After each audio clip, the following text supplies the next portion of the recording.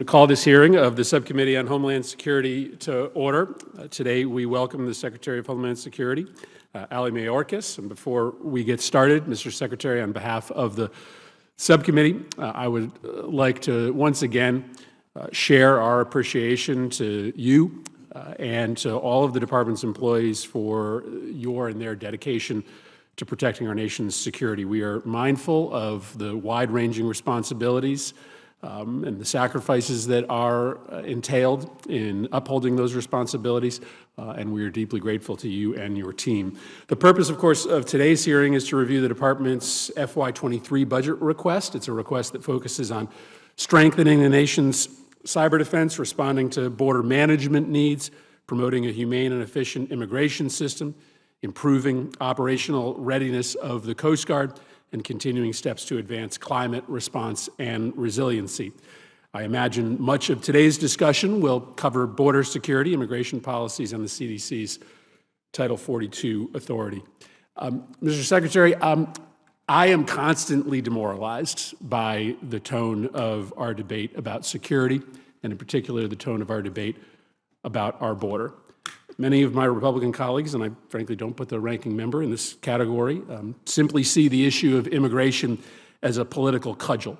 They see immigrants as political opportunities to be cast as threats, and they constantly dumb down the debate about immigration, for instance, insisting that the reason there are high numbers of undocumented immigrants arriving at our border right now is because of the name on the door at the White House.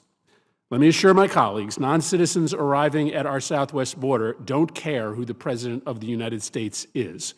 Why? Because they come here for a complex set of reasons, most of which are connected to life back in their home country. We only have to go back to 2019 to see the evidence under arguably the most restrictive policies and programs in decades, policies that included separating little children from their parents and sending thousands of vulnerable people to wait months for a chance to seek asylum in conditions so dangerous that our own State Department issued warnings. Our country saw the highest level of apprehensions at the border in over a decade in 2019. And how did Congress respond? Well, Congress stepped up and enacted a $4.6 billion emergency supplemental in 2019 in order to provide resources to DHS and other departments to manage the border requirements that year. Why did that happen? Because at that time, there was a shared commitment to respond to the realities at our border, to support the brave, dedicated men and women of CBP, ICE, and countless others at the department working every day on the border or supporting those at the border. And that should be our mission today, as it was in 2019. Now, we can have an argument about when to lift Title 42, but it cannot be permanent, not unless Congress changes the law. And I find it ironic that there are so many Republicans that are so confident that COVID is no longer a threat to our country, except at the border.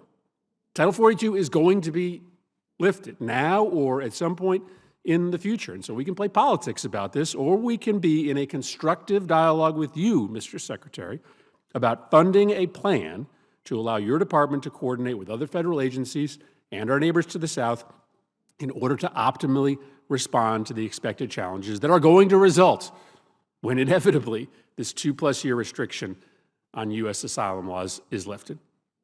Today, we should also talk about the work the department is doing to protect the homeland from 2 other threats. And I know there's a long list of threats, but at the top of my list would be domestic terrorism and foreign propaganda.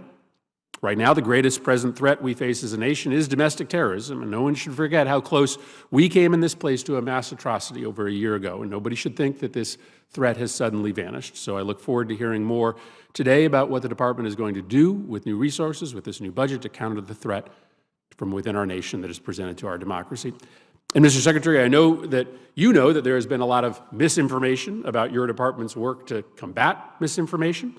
Frankly, I don't know why we would spend billions of dollars protecting the homeland without the capacity to protect our citizens from foreign actors and terrorist organizations who seek to spread hateful and dangerous propaganda designed to tear apart our democracy. But you should probably set the record straight about what the goals of your effort in this area are.